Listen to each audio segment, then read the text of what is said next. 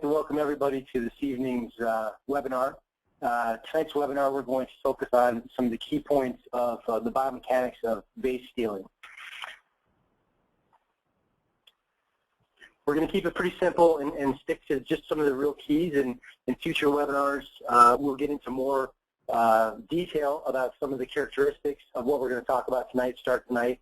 Some of the stuff can be kind of technical, so we're just going to really stick to the key points and start the discussion of the biomechanics of base steeling, which really boils down to the biomechanics of acceleration and especially acceleration from a dead stop. So any athletic endeavor, whether it be base steeling or hockey skating or soccer, the ability to accelerate from a dead stop with maximum velocity, maximum explosiveness.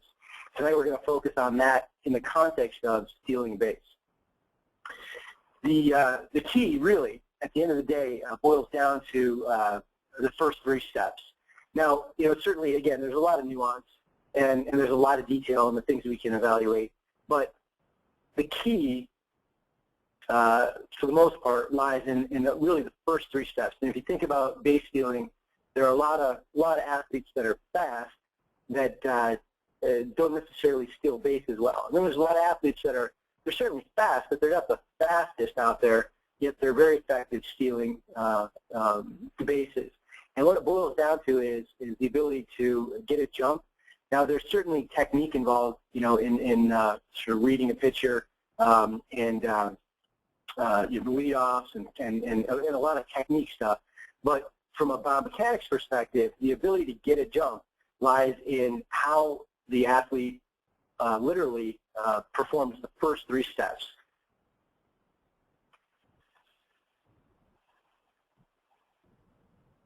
The key in the first three steps is something we call a push-pull pattern, and I'm going to explain that in some detail and kind of what that means. But the idea is that it's not just the ability to push against the ground and accelerate the center of mass forward, but instead it's the ability to first push against the ground, accelerating the mass forward, center of mass forward, and then pull off the ground or away from the ground to pull the center of mass forward as well. So you get a dual action of pushing and pulling.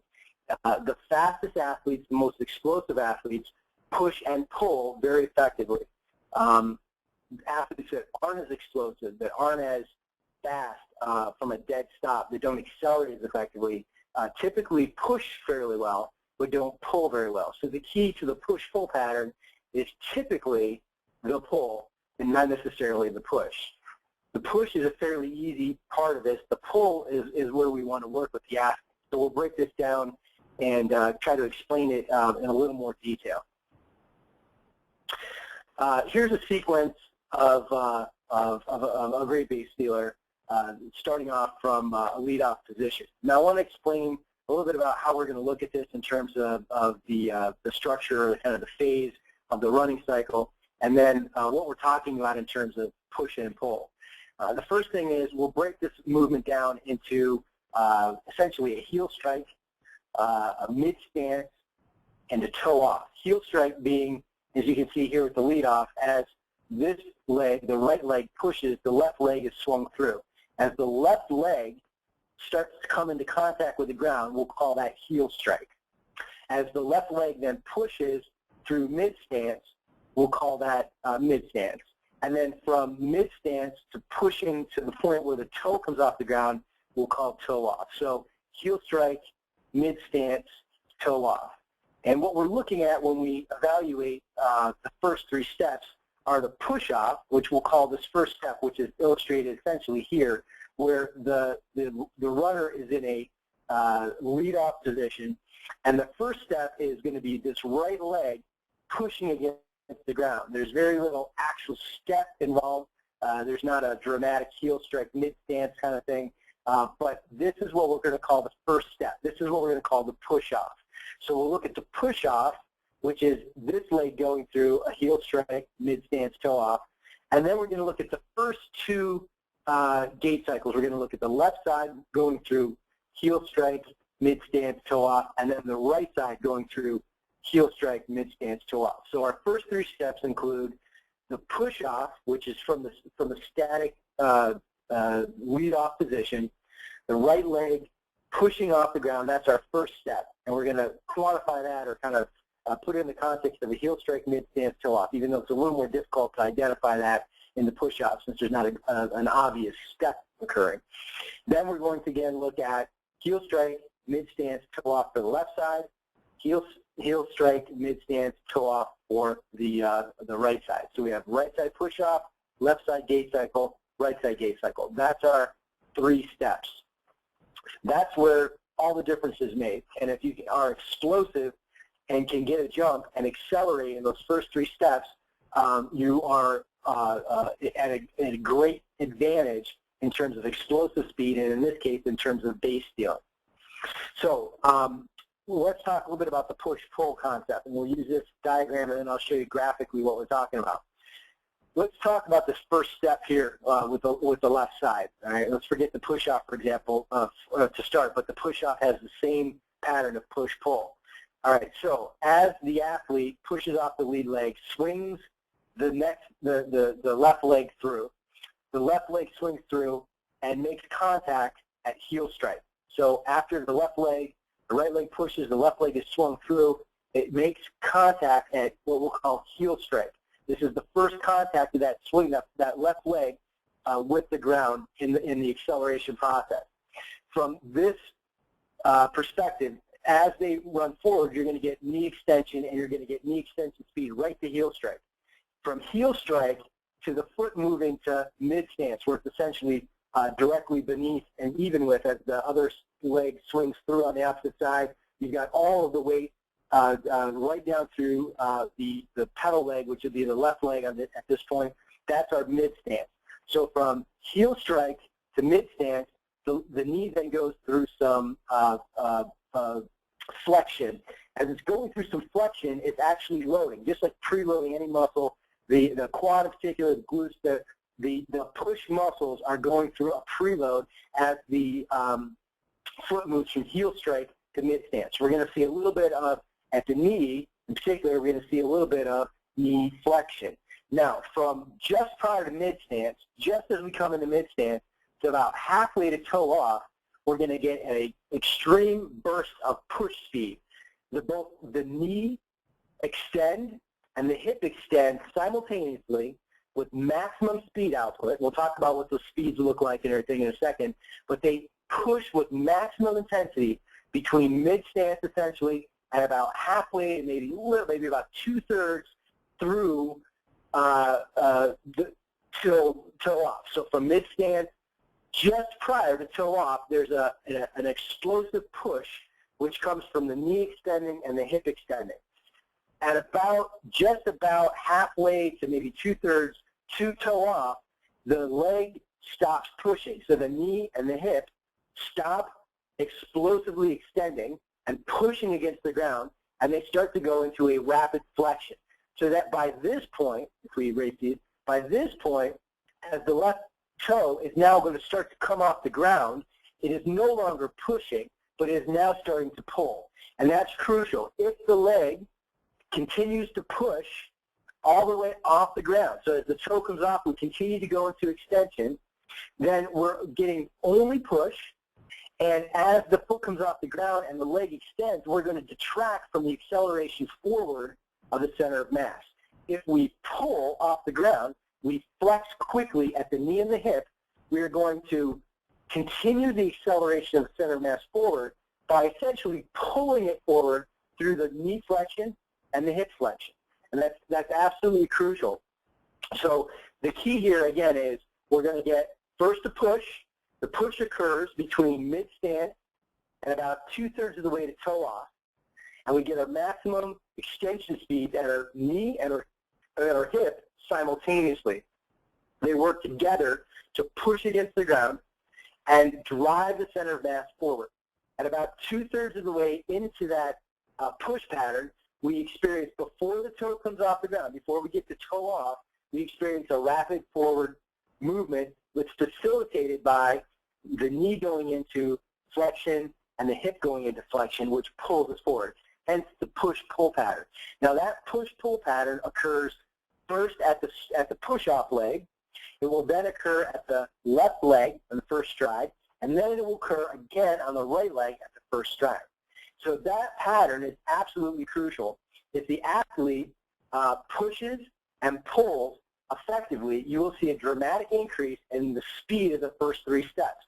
We see the speed in the first 3 steps in an elite level base stealer who does the push-pull pattern effectively, anywhere from 6.5 meters per second within the first 3 steps to upwards of 7+ meters per second in the first 3 steps, which is an incredible amount of explosive speed for 3 steps.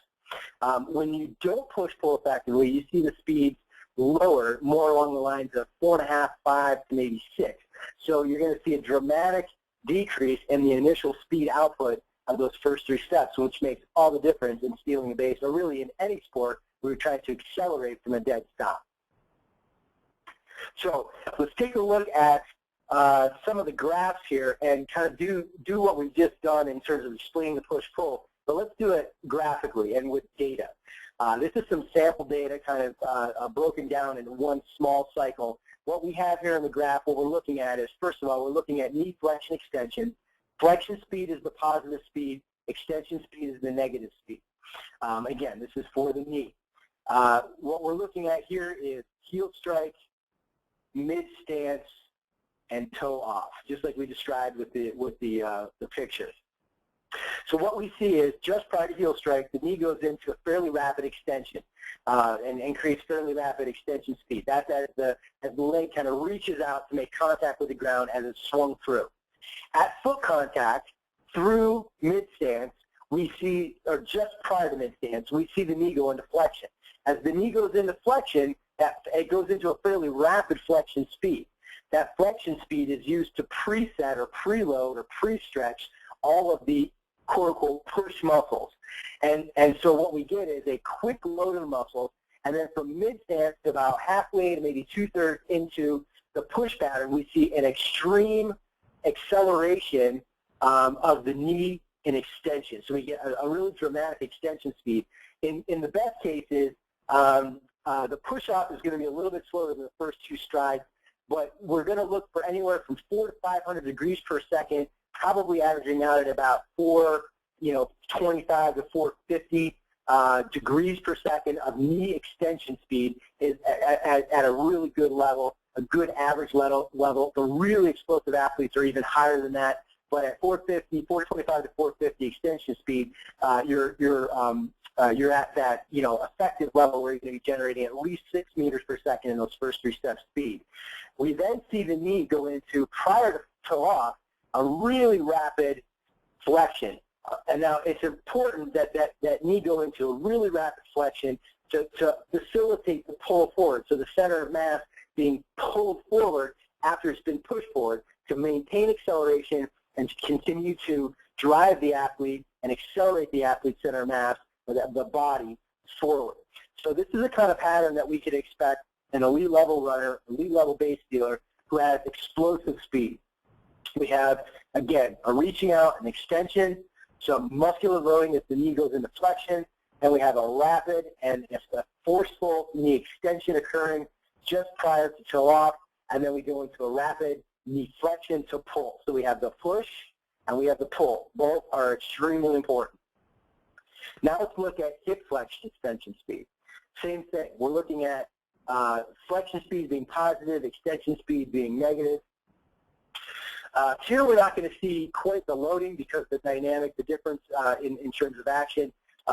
We're going to see right pretty much from the heel strike all the way through to about 2/3 of the way through just prior to toe off. We're going to see a rapid ballistic extension at the hip and reaching its peak just prior to toe off. So we go from heel strike to mid-stance and just create a rapid extension. You'll see that the peak extension speed occurs at approximately the same time as knee peak extension speed. They push simultaneously to get the maximum push effort.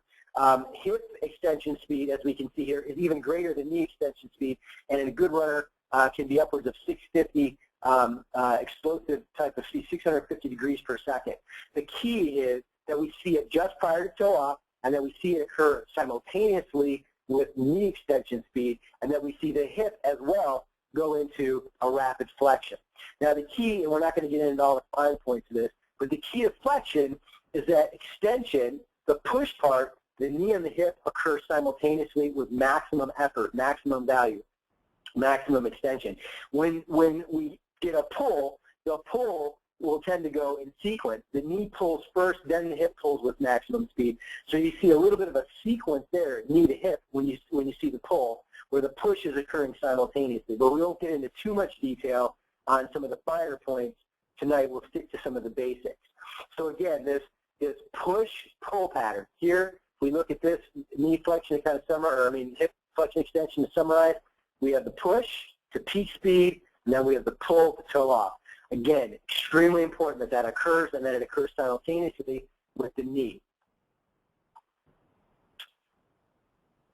Now, what we're going to look at here is the counter torquing that occurs. So let me quickly go back to my picture.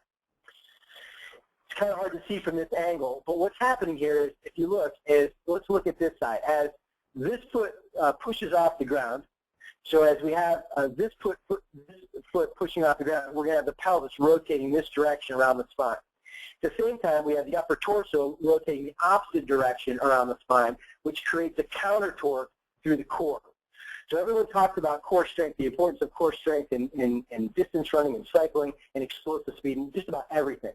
The reason that core strength is so important in running, in addition to maintaining an orientation, spine stabilization, is counter torque, the ability to rapidly stretch the core musculature and then use an explosive, ballistic contraction of the core musculature to swing the leg through. So that's part of that rapid flexion that is so important, coming from not only the knee flexing and the hip flexing, but the pelvis rotating to aid in that process, facilitated by a rapid stretch and then contraction of the core musculature as the pelvis rotates around the spine. So if we look at what that looks like, you're going to see that here at heel strike, the pelvis is turned to heel strike. The pelvis is turned rotationally towards the toe off side, aiding the toe off, and the torso is rotated the opposite direction toward the heel strike side, and that creates a counter torque. So we're set up to now have a ballistic contraction of the core musculature. When that occurs, you see the musculature contract. The torso then rotates. You have this counter torque producing rotation in the opposite direction. So you see the hips closing, you see the shoulders closing, you see them lining up at mid-stance, and then swinging the opposite direction. This is facilitating, at this point right here, is facilitating the ability to then pull that leg through on the pull side. So we've got the knee flexion, we've got the hip flexion, and we've got the pelvic rotation, all aiding in the pull through. So it's really important to have core strength in a ballistic way to aid in that pull through, and at the same time, obviously, stabilize the spine for core orientation. The flexion position will also aid in orientation in the movement of center of mass. But what we're really trying to get at tonight is that the swing through is a very, very important part, and the timing of it and the aiding of that pull through by the core is absolutely crucial. When you see runners who don't explode very well, you're going to see a breakdown in the push-pull pattern, but you're also going to see typically a breakdown in the core stability, or not the core stability, but the core counter-torquing process. And what we're going to do when we kind of wrap up here is kind of look at what are the key important aspects of this, and then how can we integrate progressive skills training. And if you hadn't joined us for the progressive skills webinar, I would highly recommend that you go to our website or the YouTube site and just take a quick look at the progressive skills primer, so you better understand what it is we're talking about when we talk about progressive skills. But progressive skills, augmenting what you might be doing in the gym in a strength conditioning program, now what you might be doing on the field with your coaches, learning how to read pitchers and the techniques of lead off and getting a jump from a technique perspective. To augment those two, we want to work on the basic coordination patterns that are going to allow an effective push-pull pattern and an effective utilization of muscular output for acceleration of the center of mass. So we're looking at the ability to extend the knee and the hip simultaneously, the ability to rapidly flex the knee and the hip in sequence, and facilitate that through core contraction and counter torque. So that's what we're going to be talking about when we kind of wrap up here. The last thing I wanted to show you is the idea of the acceleration of the center of mass. A lot of times I think, when we watch something visually, just using 2D or video, like our eyes or videotape or whatnot, we don't see the nuance of the movement as well. We see kind of superficial characteristics. It's easy to sort of get the idea that an athlete has a steady state acceleration. So once they start running, their center of mass just accelerates to a peak speed and that's it. The really effective runners don't do that. The really effective runners, you'll see a very distinctive pattern of acceleration, lull, acceleration of the center of mass forward. So if we just kind of quickly go back to this running, what you're going to see is initially you're going to see a burst of movement, center of mass movement forward, acceleration. Then you're going to see a little bit of a lull of that speed, and then you're going to see a more rapid forward extension. Then you're going to see a little, or forward explosion. Then you're going to see a little bit of a lull and then a forward explosion. So explosion, lull, explosion, lull, explosion. It's almost like a seesaw. The most effective runners do that. When you look at overall, the acceleration is far greater than the athletes just kind of like steady state accelerate. When they're not pulling, they're essentially just pushing, you get a very limited acceleration path. So if we look here, this is kind of stretched out. It doesn't look as dramatic, and this is caught in the middle of a stride. And so you were going from like 3 meters per second to 4.5. But that's 1.5 meters per second in one heel strike to mid-stance to toe off. That's a lot of speed. So what we're talking about here is, again, as you come into heel strike, you're coming in with speed. After heel strike to mid-stance, there's this little bit of a lull, a break in the speed, and then you get a rapid acceleration. So when you start lining these up, the acceleration is dramatic. When we have people who don't pull very effectively, but instead just rely on pushing and push all the way off the ground, so they're pushing all the way off, toe off, and they're going into maximum, kind of extension all the way past toe off, and then trying to go into flexion, that hurts. And not only does it limit speed output, but that's where you're going to get pulled hamstrings. That's where you're going to get low back issue. That's where you're going to get glute issue. That's where you're going to be stressing external rotators and start to get, psoas tightness and things like that, because the sequence, hip flexor tightness, the sequence is off, and you're putting, not only you're robbing yourself of the ability to pull forward after being pushed, but you're also limiting, or you're increasing the risk of injury by allowing the leg to sort of push past the point and then try to decelerate open chain, because now the foot's in the air as toes come up, and you're trying to do all this acceleration in more of a kind of an open chain scenario, which is going to be more stressful and produce higher risk of injury, as well as slow the athlete down. So there's this very distinctive pattern of acceleration low, rapid acceleration low, rapid acceleration, every time getting greater. So those first 3 steps really, like, you'll see just a ballistic acceleration when this is done effectively. So to wrap up on this part, and I was going to look at a little data and talk a little bit about integration, using the PST. And this is kind of a primer. This is just to talk about the basics. What are the key? What makes a fast runner? What makes an explosive acceleration? What creates the ability? What produces the ability for a runner to steal a base, to get that jump? Not just the technique of lead off and reading the pitcher, but the ability within 3 steps to be going 7 meters per second, or at least 6.5 meters per second.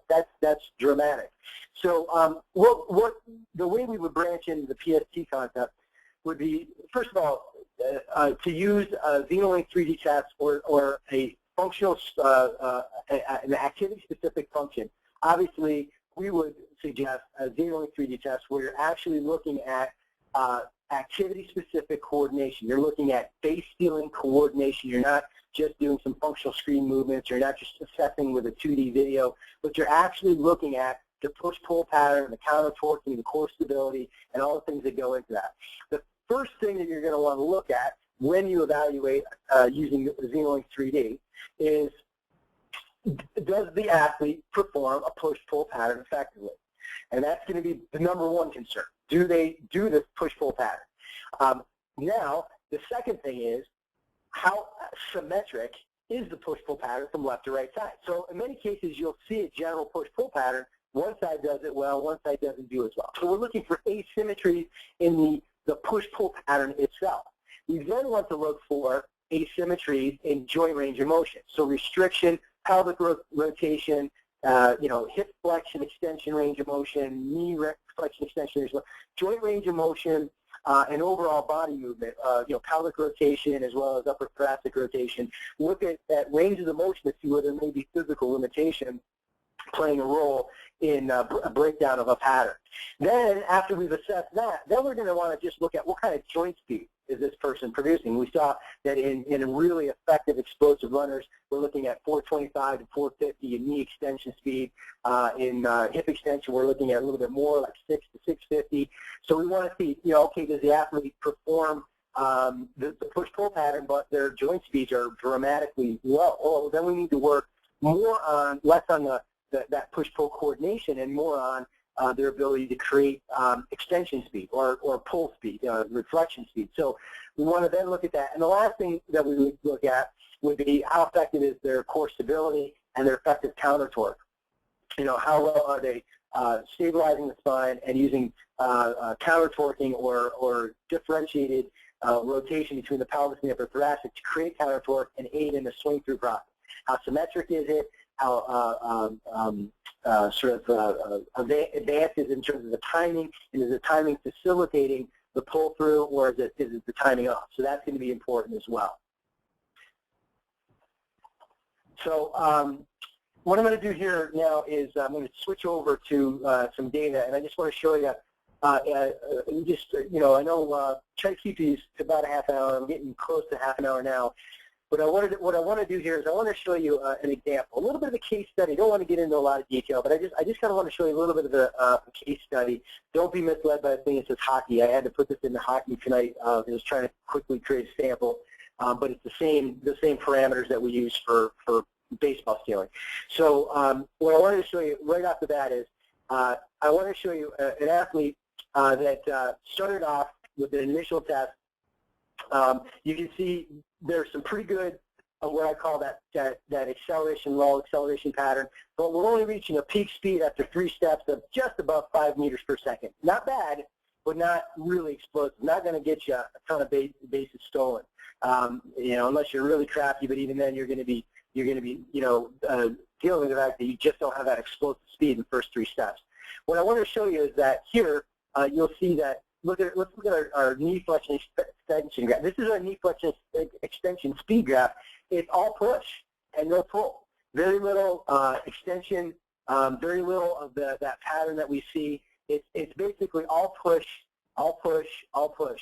So here's a runner who is a good athlete, an aspiring young baseball player, at that just sub major league level, but is an athletic, but is just not creating the push-pull pattern that we would expect as a result. Although the speed, look, you can see the speeds on the push are all about what we would expect in that 450 range, but the timing of it is ineffectual, and we don't have a good pull, and as a result, in the first 3 steps, we're hitting 5, just a little over 5 meters per second.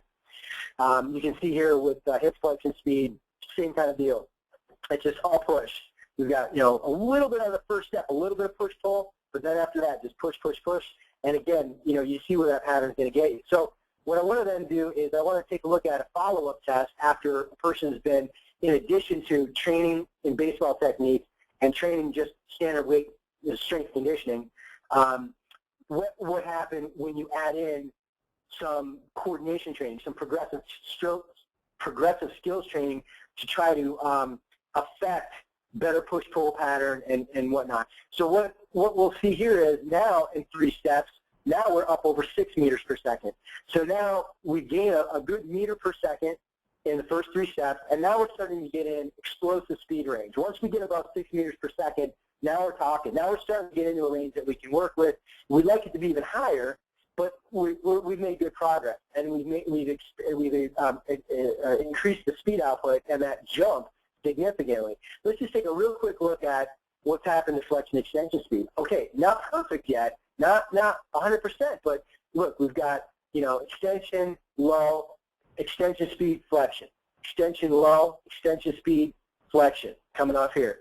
Same thing, low, extension, flexion. You can see here's our toe off, here's our toe off, here's our toe off. So is the pattern great? No, the pattern's not perfect, and you do see some asymmetries. That's why we use a ZenoLink 3D test. You don't know, here before we had pretty good symmetry, but the pattern was all off. Now we're starting to get better pattern, but you can see the right side just isn't performing like the left side is. So we've got some asymmetries, and then we can look at joint range of motion. I'll show you real quickly, and I don't want to get into too much detail tonight on this stuff, but let's look at knee flexion extension. Well, we've got significant joint range of motion issues.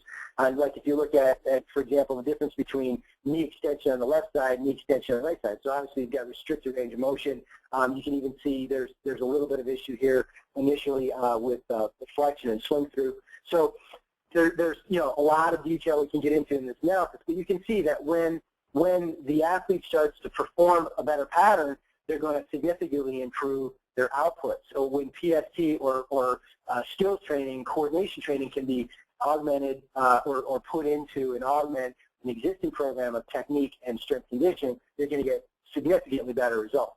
So what I want to do to finalize or kind of wrap up tonight is just talk a little bit about the approach that we took with this athlete and some of the types of progressive skills training we would start to put in. Again, I would recommend that you go to our YouTube channel or to the website to get a link to the YouTube or the blog to look at the PST primer so you better understand. I'm not going to spend a lot of time, sort of differentiating what PST is relative to strength conditioning. Even though some of these exercises are used for strength conditioning, we're not using them for strength conditioning in this case. So you got to go watch that webinar to better understand what progressive skills training is, what the approach is, and what we're trying to do. So when we look at this runner and when we look at the asymmetries involved and the restrictions, and I'm not going to get into all the detail of all the different things that we found, but when we looked at this runner, there was a couple key things that we wanted to emphasize. We wanted to emphasize leg drive, okay, and starting the process of push-pull very simply, but building symmetry, because we saw some asymmetries. We saw even more as the person progressed. We want to build symmetry, and we're going to move slowly, and we're going to move deliberately, and we're going to build a strength mobility base while developing coordination. The next area we want to work on is our counter torque area, our core. Not just core strength, but the ability to create counter torque. That starts with the ability to differentiate between the pelvis and the upper thoracic or the upper torso, create this pit pattern of dissociation, create that counter torque. So we want to facilitate that movement, strengthen that movement, do it first slowly, and then we can move into more ballistic activity. Then we want to take those two, and we want to start to add a little bit of speed component. We're going to take some basic plyometric concepts where we're looking at some jump squat stuff, some little like ankle bounces, some tuck jumps, some simple kind of movements to start to get the person into a slightly more ballistic, more dynamic version of symmetric push-pull, okay? So I'm not going to go in any serious detail to any of these exercises, although, like I said, we'll have future webinars where we just spend some time focusing on just, say, for example, creating leg drive and symmetry, and then maybe emphasizing the pull and the push-pull coordination, and then emphasizing the core and what we're doing, and really take you through the exercises and all that. Tonight, I just kind of want to overview this to wrap up. What we're looking at here to create leg drive is we may use something like an overhead barbell squat to emphasize, really emphasize flexibility through the upper back, the upper torso, upper back. Really emphasize spine stability, and at the same time emphasizing leg drive and leg power. The squat's a perfect one because the double leg squat is a great way to start because we want to emphasize the ability to extend the knee and the hip simultaneously. It's almost impossible to, unless you have terrible squat. If someone can guide you through a reasonable squat technique, you will have simultaneous extension at the knee and the hip and reaching your peak speed simultaneously. It's just going to happen. When you go from one leg to another, when you start working more sort of bilateral or unilateral, where you're actually, working on one side or the other, like when you're running, when you're cycling, now you can start to have strange patterns crop in. But when you're squatting, it's almost impossible to not have that pattern, that push extension. It's crucial that the hip and the knee extend at the same time. So we can start by emphasizing that with a basic overhead barbell squat. We don't really necessarily emphasize weight. In this case, we're not even, we're going to use body weight. We're going to basically hold a dowel over our head. It's more about the technique here than it is about strength and conditioning.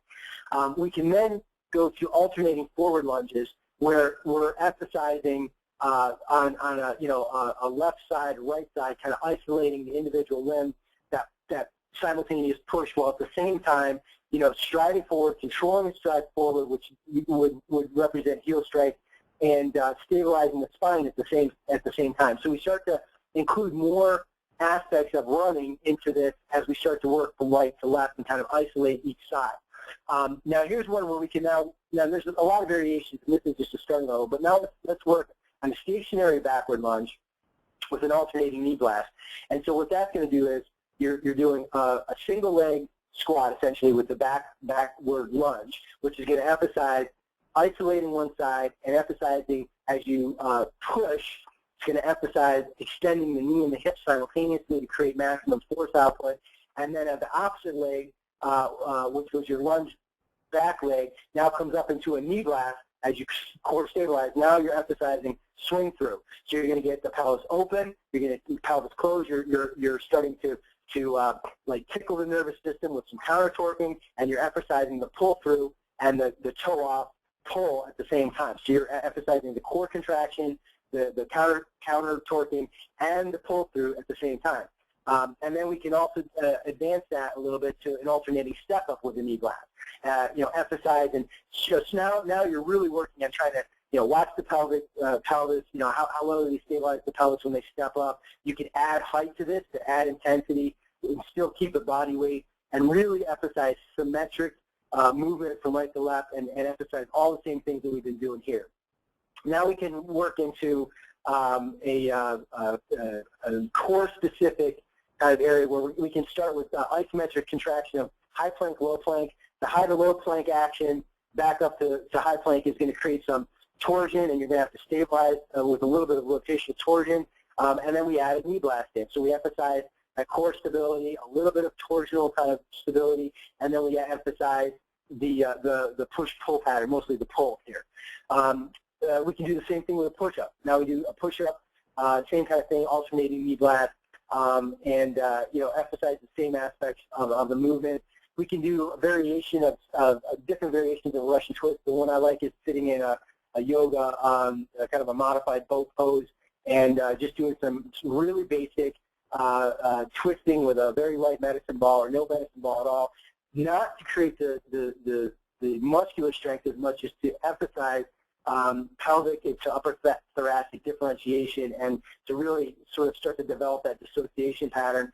And then one of the things I have to do is add in a ballistic, because when you're running, these muscles are contracting with maximum effort. I mean, ballistic contractions.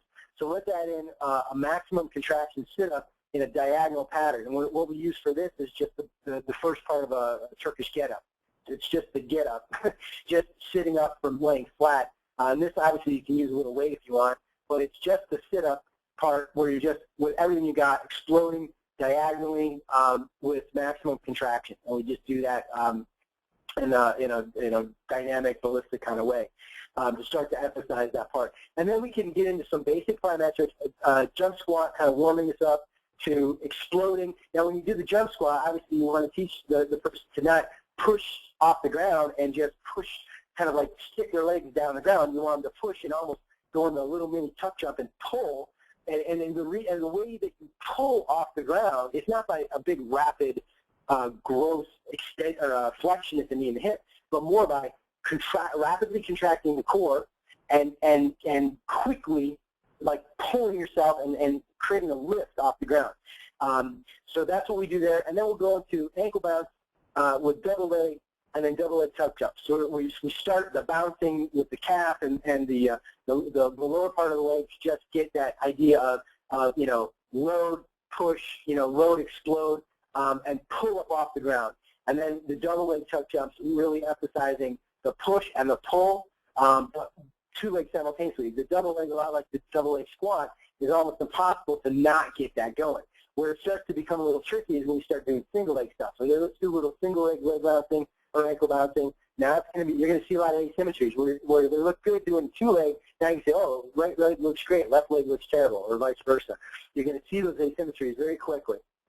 The next thing then would be a single leg tuck jump, which again you're going to see. You know, when they did the double leg tuck jumps, they look great, but when they do single leg, one leg they look fantastic, one leg they look incredibly awkward. I mean, that's the gross, you know, version of it, but that happens a lot. You're going to see that. So, okay, let's build symmetry up.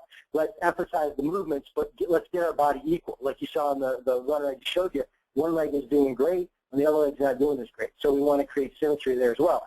This should not take the place of a strength conditioning program, and it should not take the place of technique. What it's there to do is it's sort of to bring the gym to the baseball field so that you make use of the physical attribute you're gaining through strength, mobility, and power, and you're honing it into coordination that's going to effectively improve your ability to accelerate in 3 steps.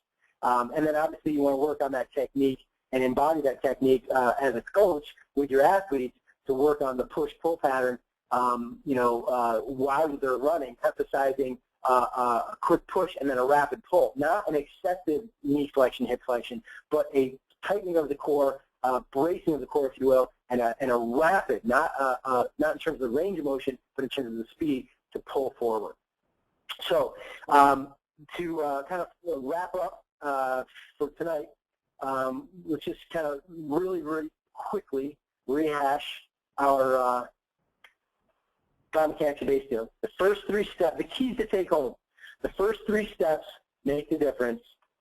The key in those first 3 steps is a push and pull pattern. The key to that being the pull. Everybody pushes pretty good. It's the pull that differentiates the great base dealers, the fast, explosive guys from the not so great, not so fast, explosive guys. So that's really our take home. And remember that it's extension, speed simultaneously at the hip and the knee, just prior to toe off, and then it's a rapid knee, then hip flexion as the toe, and even before the toe comes off the ground, going into flexion. And that's really the key to base stealing and getting a jump. And then, again, this is just a start. It's kind of a primer to get you thinking about what makes a fast runner, what makes an explosive athlete. We're talking about base stealing, but this goes for football, this goes for soccer, this goes for softball, whatever, tennis. But in base stealing, it's crucial, those first 3 steps. And this is kind of a primer to wet you with those, to what to be looking for and what to understand. We'll have future webinars on case studies and individual exercises and show you more specifically, in more detail, how this all works. So I appreciate you joining us this evening for this webinar on biomechanics base stealing. This webinar will be posted shortly on our website and YouTube and our blogs.